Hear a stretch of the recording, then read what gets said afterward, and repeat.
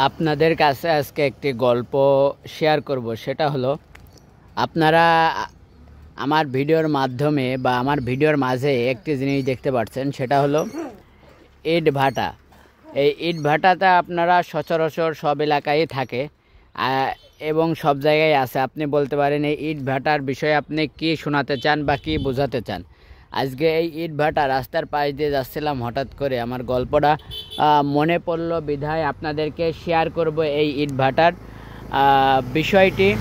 আপনারা সম্পূর্ণ ভিডিও জুড়ে থাকেন, অবশ্যই এই ইট ভাটার বিষয়টা শেয়ার করবে এবং গল্প যারা ছোটোবেলায় আছেন তারা হয়তো অনেকেই শুনেছেন এই গল্পটা, এই ইট ভাটার গল্প। তো শুরু করা যাক সেই ইট ভাটা সম্পর্ক নিয়ে। দেখতে পাচ্ছেন আমার পাশে কিন্তু সেই ইট ভাটাটা আপনারা দেখতে পাচ্ছেন। এই কথাটা শেয়ার করব এই কারণেই, আমরা যখন ছোটোবেলায় আমাদের আব্বা বা বাবাদের সাইকেলে যেতাম বা একটা গাড়িতে যেতাম, আমরা যখন ছোট ছিলাম, অনেক ছোট ছিলাম, তখন কিন্তু আমরা ওই ইট ভাটার ওই মাথার দিকে তাকিয়ে থাকতাম। সাধারণত একদিকে তাকিয়ে থাকলে কি হয়, সেটা হলো আপনার মাথা ঘুরতে পারে। সেই কারণে আমার বাবারা বা চাচা বা যে কেউ বড় ভাইরা, আমরা যদি ছোটোবেলা ওই ইট ভাটার দিকে তাকিয়ে থাকতাম একভাবে, অনেক দূরে চলে গেছে তারপরেও কিন্তু আমরা ইট ভাটার দিকে তাকিয়েই থাকতাম।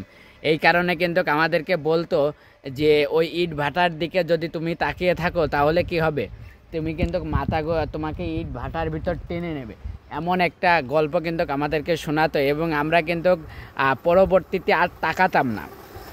এই কারণেই বলতো, ধরেন আমার বাবা সাইকেল চালিয়ে যাচ্ছে, আমি ছোট মানুষ, পেছন দিক থেকে তাকিয়ে তাকিয়ে অনেক দূর চলে গেছে, তারপরেও কিন্তু আমরা ইট ভাটার দিকে তাকিয়ে থাকতাম যে এটা কিভাবে তৈরি হয়েছে। একটা ছোট মানুষ যেভাবে আর কি যেমন হয় সেমন আমরা তাকিয়ে থাকতাম। তখন আমার বাবারা বা দাদারা এই কথা বলতো, ইট ভাটার দিকে যদি একভাবে তাকিয়ে থাকে তাহলে কিন্তু ওই ইট ভাটার ভিতরে তোমাকে তুলে নিয়ে চলে যাবে।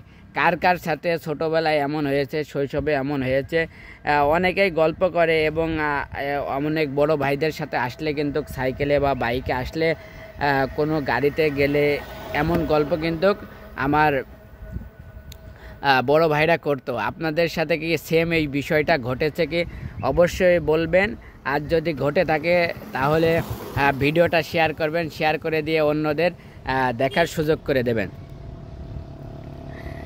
আগে তাকিয়ে থাকতাম বলে এই কথাটা বলতো। তো আপনাদের মাঝে যদি ভিডিওটা ভালো লাগে থাকে তাহলে কিন্তু শেয়ার করতে ভুলবেন না।